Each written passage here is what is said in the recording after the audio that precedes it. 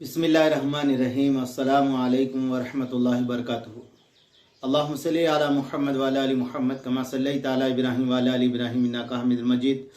अल्लाहुम्मा बारिक अला मुहम्मद व अला आलि मुहम्मद कमा बारकता अला इब्राहीम व अला आलि इब्राहीम इन्नका हमीदुम मजीद।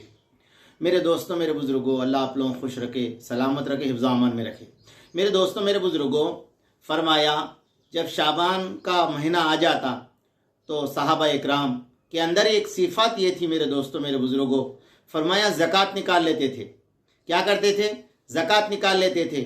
और मेरे दोस्तों, अगर किसी को क़र्ज़ देना होता तो क़र्ज़ दे देते थे, अगर किसी से क़र्ज़ लेना होता तो क़र्ज़ ले लेते थे, अगर कोई नहीं दे सकता तो फरमाया माफ़ भी कर देते थे, या नहीं तो उसको कुछ दिन की छूट देते थे।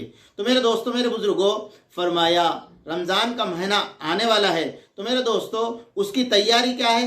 फरमाया एक किसान अपनी ज़मीन को, मेरे दोस्तों, मेरे बुजुर्गों, बारिश आने से पहले और फरमाया बीज डालने से पहले किसान ये मेहनत करता है। ज़मीन को फरमाया पहले नागर लेता है, नागर के उसको नरम कर लेता है, फिर नरम करके मेरे दोस्तों, मेरे बुजुर्गों, इस बात का वो इंतज़ार में रहता है जब बारिश हो जाए तो फिर फरमाया मैं उसके अंदर बीज डालूंगा। फिर जब मैं बीज डालूंगा तो मैं इसकी देखभाल करूंगा तो उससे मुझे फसल आएगी तो इससे मेरा घर चलेगा और इसकी वजह से मैं बहुत सारे पैसे कमा सकूंगा। तो मेरे दोस्तों, हू बहू सहाबा इकराम की जिंदगी का मिसाल ऐसे ही था मेरे दोस्तों। शाबान में वो अपनी जमीन को फरमाया उसको नागर के सही कर लेते थे, फिर रमजान आने से पहले उसकी पूरी तैयारी कर लेके तैयार रहते थे। जब रमजान आ जाए तो फिर फरमाया हम पूरी तरह इबादत कर सके, मकसद ये था। और मेरे दोस्तों, मेरे बुजुर्गों, हमारे नबी जनाब मुहम्मद रसूलुल्लाह सल्लल्लाहु अलैहि वसल्लम ने मेरे दोस्तों उम्मत को रोजे रहने का हुक्म दिया। मगर मेरे दोस्तों, मेरे बुजुर्गों, आका अलैहिस्सलाम के घर के अंदर 2-2 महीने ऐसे गुजर जाते थे मेरे दोस्तों, मेरे बुजुर्गों। फरमाया घर के अंदर चूल्हा नहीं सिलकता, मगर हुजूर ने उम्मत को 1 महीने रोजे रहने का हुक्म दिया। मगर आका अलैहिस्सलाम का आलम यह था 2-2 महीने घर के अंदर चूल्हा नहीं सिलकता। हजरत अम्मा आयशा से पूछते, अम्मा तुम्हारे घर का हाल क्या था, फिर तुम लोग खाते क्या थे? हजरत आयशा ने फरमाया 2 चीजों पे हमारा गुजारा हुआ करता था। फरमाया एक खजूर के ऊपर और एक पानी के ऊपर।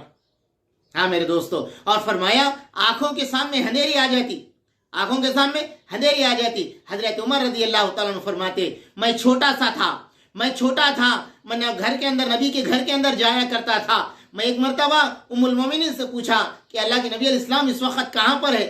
तो उम्मुल मोमिनीन ने कहा कि वो मस्जिद की तरफ गए हैं। तो मेरे दोस्तों, मैं हुजूर को मस्जिद के अंदर तलाश किया, मुझे मस्जिद के अंदर हुजूर नहीं मिले। फिर फरमाया मैं ऐसी जगह पर गया जहां पर मेरे दोस्तों, मेरे बुजुर्गों, खजूर के बाग थे, खजूर के बाग। और वो खजूर जो ऊंटों को डाले जाते थे मेरे दोस्तों, वो खजूर आका अलैहिस्सलाम अपने हाथ से चुन रहे। तो मेरे दोस्तों, उसके बाद में हजरत उमर वहां पर गए, जाने के बाद कहा ऐ उमर तू भी चुन ले। तो कहा या रसूलल्लाह मुझे इसकी हाजत नहीं है। फरमाया मुझे इसकी हाजत है, मैं इसको लेके जाऊंगा, फिर उसको कूटूंगा, पानी में भिगाऊंगा, खाऊंगा। मेरे दोस्तों, मेरे बुजुर्गों, ये हमारे नबी अलैहिस्सलाम की जिंदगी है। मगर मेरे दोस्तों, हजरत उम्मुल मोमिनीन फरमाती है अल्लाह के नबी जब रमजान का महीना आता इतने फयाज हो जाते, अपने हाथों से दिल खोल के सदका किया करते थे, खैरात किया करते थे। हाँ मेरे दोस्तों, फिर मेरे दोस्तों, मेरे बुजुर्गों, उम्मत को अल्लाह के नबी अलैहिस्सलाम ने, मेरे भाइयों, फरमाया महीने के 3 दिन रहने के रोजे रहने का हुक्म दिया। मगर मेरे दोस्तों, मेरे बुजुर्गों, आका अलैहिस्सलाम का यह आलम था। फिर मेरे दोस्तों, उम्मत को हुजूर ने तहज्जुद के 2 या 4 रकात पढ़ने का हुक्म दिया। हजरत अबू हुरैरा फरमाते हुजूर की नमाज का यह आलम था, पैर फूल जाते, पैरों पे वरम आ जाता, अल्लाह पाक को खुद कहना पड़ा कि आप इतनी तकलीफ क्यों उठाते हैं। अब मेरे दोस्तों, ये है हमारी नबी की जिंदगी, खैरात के अंदर, और मेरे दोस्तों किसी की मदद करने के अंदर, ये हमारे आका की जिंदगी है। सहाबा इकराम अब से जो है ना इसकी तैयारी किया करते थे।